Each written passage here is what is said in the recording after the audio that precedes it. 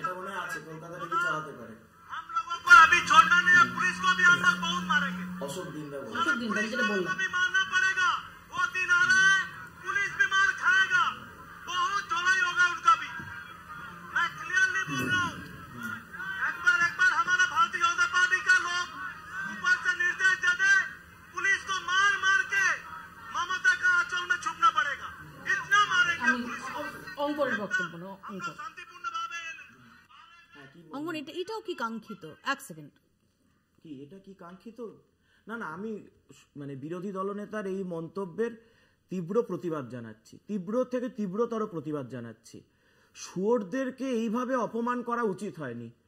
আমার মনে হচ্ছে কালকেই দেখতে পাবো যে কালকে অল বেঙ্গল শুয়োর অ্যাসোসিয়েশন মানহানির মামলা করতে পারে। কলকাতা পুলিশের কমিশনার সম্পর্কে কথাটা বলছি। আমি বললাম তো এত বড় শুয়োর আপনি রাস্তায় বেরিয়ে একটু আপনি যান একটু যেখানে শুয়োর টিওর রয়েছে, তারা দেখছেন ফুটছে তারা রাগে যে আমাদেরকে এইভাবে আপনারা মানে বিরোধী দলনেতা এতটা খারাপ মনে করলো কেন?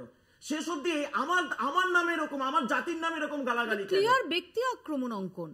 আমি তো বলছি তো এটাই তো ওদের এইটাই হলো যখন অনুব্রত মণ্ডলকে আজ পশ্চিমবঙ্গের বুকে আমি বললাম যে একটু বাদ গেছে, বিরোধী দলনেতার উচিত ছিল অনুব্রত মণ্ডল কলকাতা পুলিশ এবং রাজ্য পুলিশকে যা যা বলেছিল প্রথম 4টে লাইন একটু উপহার দিয়ে দেওয়া। প্রথম 4টে লাইন উনি দিতে পারেনি। আমি বললাম যে কলকাতা পুলিশ মনোজ বর্মা আরেকবার অনুব্রত মণ্ডল তৃণমূলের নেতা, মুখ্যমন্ত্রীর কোট আনকোট রত্ন, সে যে 4টে লাইন বলেছিল যার পর আবার মুখ্যমন্ত্রী তাকে পুরস্কৃত করেছে, আবার কোর কমিটিতে ঢুকিয়েছে, ওই 4টে লাইন আবার একটু বাজিয়ে নিয়ে যা বলেছে বেশ বলেছে, বেশ করেছে, যা বলেছে এটাই পুলিশের প্রাপ্য, এটাই পুলিশের প্রাপ্য, এটাই পুলিশের প্রাপ্য।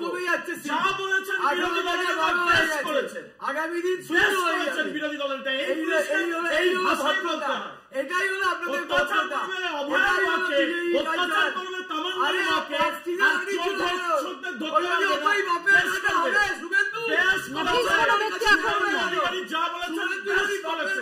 কোনো ব্যক্তি আক্রমণ না প্লিজ, কারো বাবা সম্পর্কেও কোনো ব্যক্তি আক্রমণ না প্লিজ।